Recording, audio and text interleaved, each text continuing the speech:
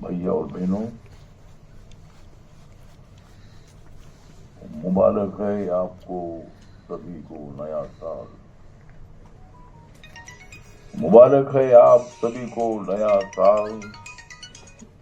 बदल जाएगा DNT community का हाल। हम तोड़ देंगे डीएनटी पर होने वाले अन्याय का जाल। हम तोड़ देंगे डीएनटी पर होने वाले अन्याय का जाल। डीएनटी के लिए बहुत अच्छा रहेगा 2025 साल। तो आज हमारे सम्माननीय मंत्री डॉक्टर वीरेंद्र कुमार जी,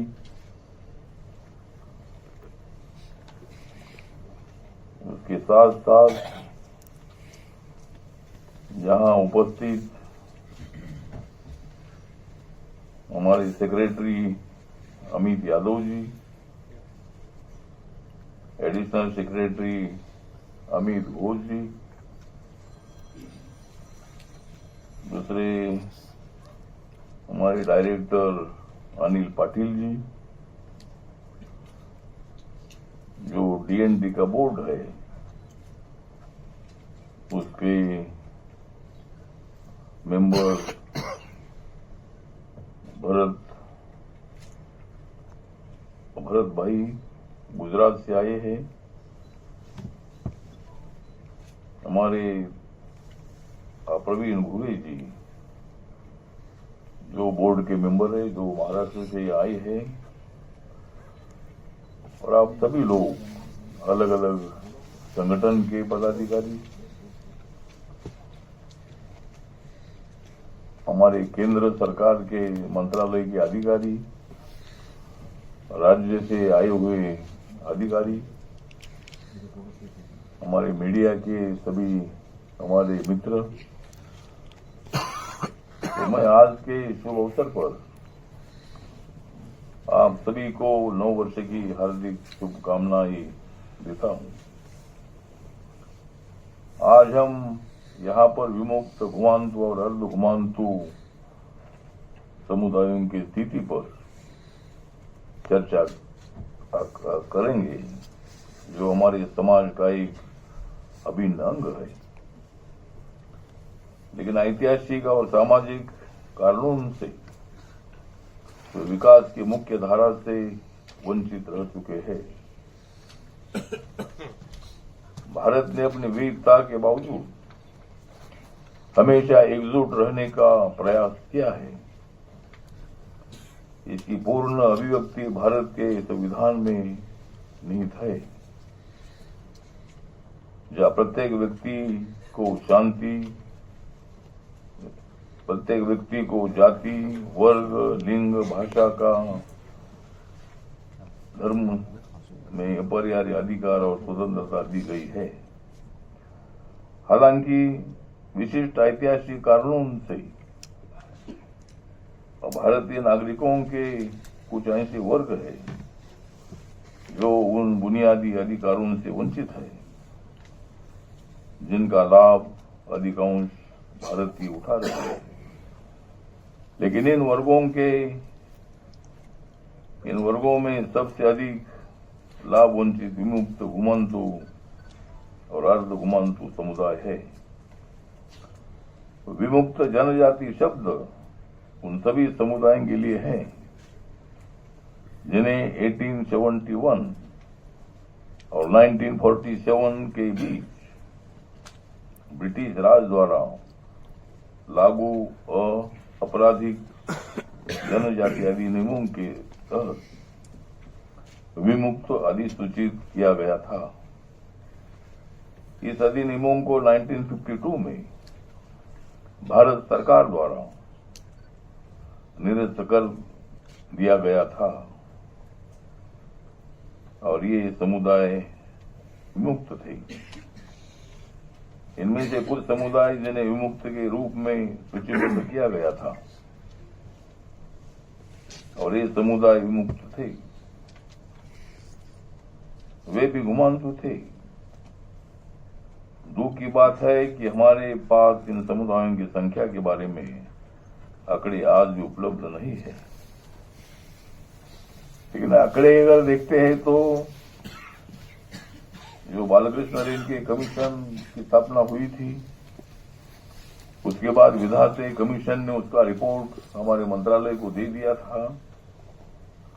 उसमें 12,262 जाति का समावेश है, लेकिन उसमें कुछ जातियां जनरल में भी है, कुछ जातियां ओबीसी में है, कुछ जातियां शेड्यूल कास्ट में है, कुछ जातियां शेड्यूल ट्राइब में है।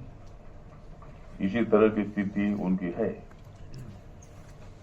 इनकी घुमंतु जीवन शैली के कारण न तो इनके पास स्थायी आवास है और न ही भूमि का स्वामित्व।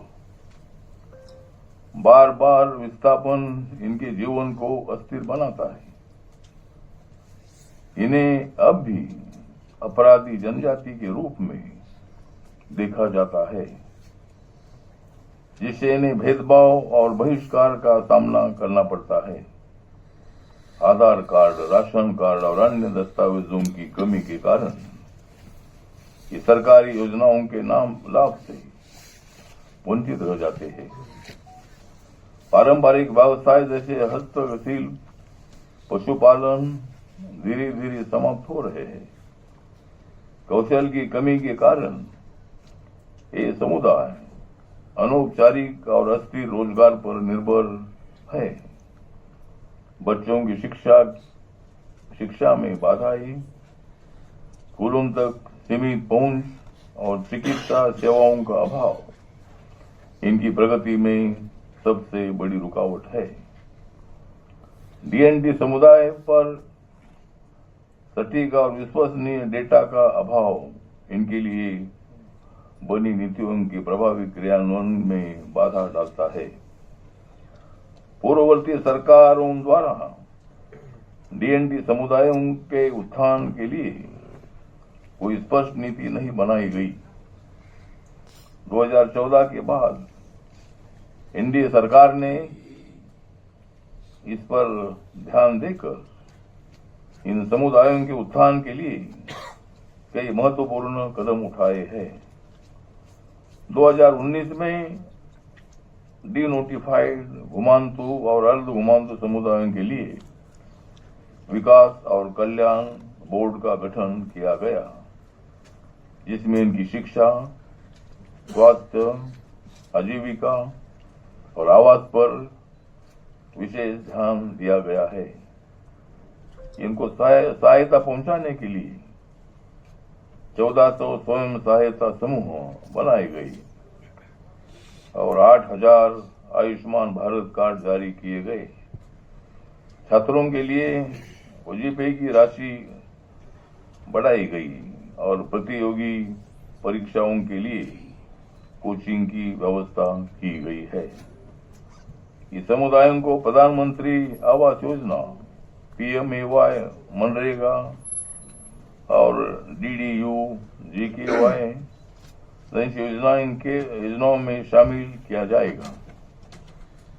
कौशल विकास, बाजार पहुंच और ब्रांडिंग सहायता के माध्यम से इनकी आजीविका को स्थायी बनाया जाएगा। प्रणालीगत बाधाओं को हटाकर डीएनटी समुदायों को गरिमा, समानता और सतत विकास के अवसर दिए जाएंगे। मेरा मानना है कि किसी भी समाज की प्रगति तभी संभव है जब उसके सबसे वंचित समुदायों को मुख्य धारा में लाया जाए। आइए हम सब मिलकर यह सुनिश्चित करें कि डीएनटी समुदायों को उनका हक, सम्मान और अवसर मिले, और उसके लिए हमारा मंत्रालय बहुत ही अच्छी तरह काम कर रहा है। आज अलग अलग संगठन के पदाधिकारी इधर आए हैं, जो डीएनटी का बोर्ड बना है उसके भी पदाधिकारी इधर आए हैं, और आप सभी ने सुझाव देना है कि डीएनटी कम्युनिटी के लिए सरकार तो प्रयत्न कर ही रही है, हमारा मंत्रालय तो ध्यान से काम कर ही रहा है। तो आज की मीटिंग बोला मकसद ये है कि इस कम्युनिटी को हमें सामाजिक, आर्थिक, शैक्षणिक न्याय देना है और उसके लिए आज की मीटिंग में अच्छी चर्चा हो, आप लोग अच्छे सुझाव दें, उस पर जरूर अपना मंत्रालय विचार करेगा और इसीलिए आप सब लोगों को यहाँ बुलाया गया है। इसलिए मैं ज्यादा वक्त नहीं लेना चाहता हूँ। आप सब पूरे देश से आज इधर आए हैं और डीएनटी कम्युनिटी को न्याय देने का मकसद माननीय नरेंद्र मोदी सरकार का है। नरेंद्र मोदी जी घुमांतु कम्युनिटी के लिए बहुत अच्छा सोचते हैं और इसीलिए उन्होंने जो आदेश हमको दिया है कि समाज को न्याय देने के लिए सोशल जस्टिस एंड एम्पावरमेंट मंत्रालय ने अच्छे निर्णय लेना है और उसके लिए ही आप सब लोगों को यहाँ बुलाया गया है। आइए, आप ये अपने सुझाव दीजिए, जरूर उस पर अपना मंत्रालय गंभीरता से विचार करेगा और इस कम्युनिटी को मुख्य धारा में लाने के लिए उनको शिक्षा में, उद्योग व्यवसाय है और नौकरियों में सभी में उनको अच्छा योगदान मिले, इसके लिए ही आज की मीटिंग बुलाई गई है। फिर एक बार मैं आपका धन्यवाद करता हूँ। नमस्कार, प्रणाम, जय भीम, जय भारत, जय डीएनटी कम्युनिटी।